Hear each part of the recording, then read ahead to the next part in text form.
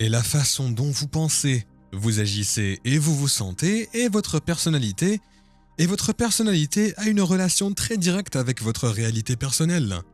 Ce qui signifie que si vous voulez changer votre réalité personnelle, si vous voulez changer quelque chose dans votre vie, vous devez changer, et donc le processus de changement devient alors le processus fondamental de passer d'une personne qui vous est familière et connue, et sortir et commencer à faire des choix différents, et commencer à penser différemment, se comporter différemment, de parler différemment, de ressentir différemment, et si vous commencez à penser, à agir et à ressentir différemment, nos recherches montrent sans aucun doute que vous allez avoir des changements spectaculaires dans votre biologie.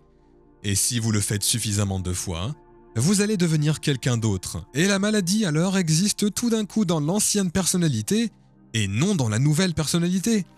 Et puis, vous demandez à la personne où est le cancer? Où est la polyarthrite rhumatoïde? Où est la maladie immunitaire? C'est chez l'ancienne personne. Je ne suis plus cette personne. Et donc, quand nous avons commencé à voir ces changements se produire chez les gens qui avaient leur propre rémission personnelle, je me demandais si on pouvait l'enseigner. Et quelle est la science derrière l'enseignement? Peut-on enseigner aux gens comment commencer à changer leurs pensées?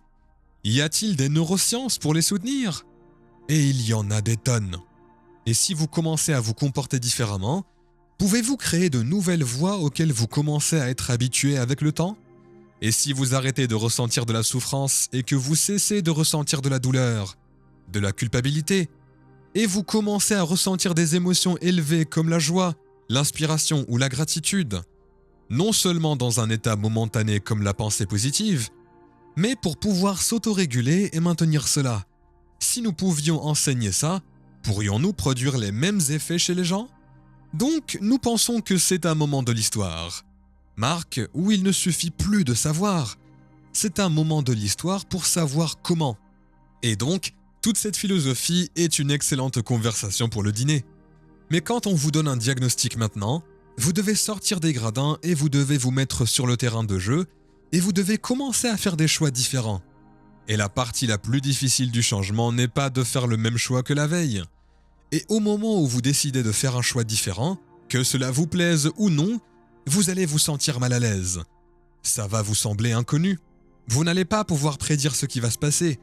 Il va y avoir une certaine incertitude parce que vous quittez le soi familier connu. Et alors, comment la personne devient-elle la personne qu'elle est? Et pourquoi gardent-ils leur état de santé? Eh bien, la plupart des gens, le cerveau est un enregistrement du passé. C'est un artefact de tout ce que vous avez appris et vécu en ce moment.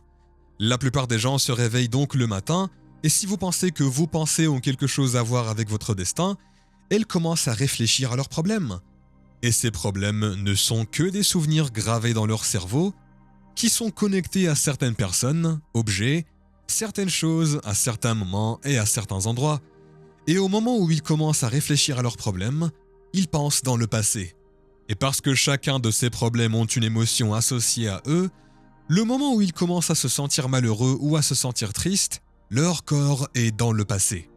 Parce que les pensées sont le langage du cerveau et que les sentiments sont le langage du corps, et la façon dont nous pensons et ressentons crée notre état d'être, le problème est que c'est que la personne qui pense au problème ressent l'émotion, et c'est une pensée et un sentiment. C'est une image et une émotion. C'est un stimulus et une réponse qui déclenchent le processus de conditionnement pour conditionner émotionnellement le corps dans le passé. Maintenant, voici la partie folle. Un passé familier, émotionnellement, produit des effets dramatiques sur le corps parce que le corps est si objectif qu'il ne connaît pas la différence entre l'expérience de la vie réelle, qui crée cette émotion, et l'émotion que cette personne a fabriquée par la pensée, de mémoire seulement. Le corps croit vivre dans la même expérience passée 7 jours par semaine, 365 jours par an. Et le problème avec cela est que l'environnement signale le gène. C'est de l'épigénétique. Et le produit final d'une expérience dans l'environnement est une émotion. Donc la personne garde la même gène régulée parce que le corps croit vivre dans les mêmes conditions environnementales. Amener cette personne à sortir de ce territoire connu dans l'inconnu, là où il y a de l'incertitude, et qu'ils soient à l'aise là-bas et commencent à réfléchir à la façon dont ils vont penser. Il s'avère que c'est 95% de qui nous sommes.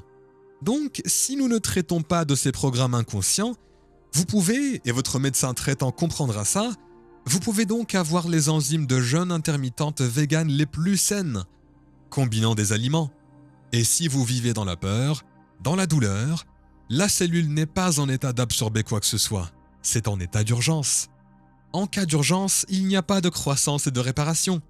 Il peut donc facilement y avoir des dépressions comme celle-là qui font tout parfaitement. Parce que certaines personnes font les choses parfaitement et elles sont toujours malades, et des gens n'en ont rien à faire de leur santé, et ont juste une bonne attitude et leur maladie dit bye. Parce que le corps croit que c'est dans un environnement différent, et que la croissance et la réparation sont ce qu'il en fait. Alors nous avons dit, ok, voyons si nous pouvons démystifier le processus. Le concept, le mot méditation signifie littéralement se familiariser avec. Si vous regardez le symbolisme de celui-ci et que vous le recherchez, c'est la familiarisation. Alors vous vous asseyez et vous dites « D'accord, je ne veux pas être malheureux ni en colère, je ne veux pas mal parler dans le dos des gens, ni me plaindre, ni blâmer, ni faire des excuses, ni ressentir du manque. Je ne veux pas avoir un état d'esprit qui me dit que je ne peux pas, que c'est trop dur. C'est l'ancienne identité, pas vrai ? Donc au moment où vous commencez à prendre conscience de ces pensées inconscientes, au moment où vous prenez conscience de vos habitudes et comportements automatiques, au moment où vous pouvez remarquer que c'est en fait de la culpabilité que vous ressentez, de la tristesse ou de la douleur, au moment où vous pouvez devenir conscient et familier avec ces états d'esprit et de corps, si vous continuez à vous familiariser, si vous continuez à en prendre conscience, vous ne perdrez pas connaissance. Alors, assis sur une méditation pour se connaître, tout d'un coup, voici le barrage de pensée. Ici viennent les propensions et les habitudes. Et voici les émotions. Le corps qui dit que vous vous plaignez normalement en ce moment, que faites-vous assis les yeux fermés ? Pensons à une raison pour laquelle vous pouvez vous plaindre et le corps commence à influencer l'esprit. Si vous le décomposez pour qu'une personne comprenne, combien de fois devons-nous oublier jusqu'à ce que nous commencions à nous souvenir et à cesser d'oublier ? C'est le processus de changement. Alors, vous avez pris une personne et l'avez mise en méditation et elle entend cette voix, ce bavardage. Elle veut se lever et aller aux toilettes et aller vérifier son téléphone portable. Elle veut se sentir en colère. Et au lieu de se lever et de dire « je ne peux pas méditer », vous voyez que c'est qu'ils arrivent à la fin de l'inconnu. Alors elle veut revenir à ce qui est connu, non ? Si vous apprenez à la personne quoi faire et que vous lui montrez que de l'autre côté, c'est la liberté, c'est la joie, si vous devez devenir conscient, et il faut beaucoup d'attention et beaucoup d'énergie pour s'asseoir assez longtemps, pour se démêler de ces programmes. Maintenant, nous savons que c'est une formule. Que si vous suivez une formule, vous commencerez réellement à élaguer les circuits. Vous allez commencer la condition, arrêter le processus de conditionnement et déplacer le corps hors du passé. Et cela commence à libérer de l'énergie.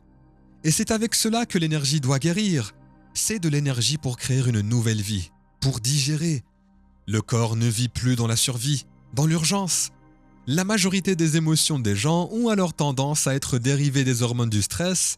Et dès que nous avons commencé à réaliser que l'excitation des hormones du stress, que la ruée vers la chimie exploite en fait les ressources du corps, et plus les émotions que nous ressentons envers tout problème ou personne dans notre vie sont fortes, plus nous y prêtons attention. Et là où vous placez votre attention est l'endroit où vous placez votre énergie. Lorsque vous donnez votre pouvoir à cette personne ou à ce problème, et si une personne peut apprendre à s'asseoir dans le feu, et dit que ce n'est pas mon patron, ce n'est pas mon ex, ce n'est pas mon travail, ce n'est pas la pandémie, c'est moi.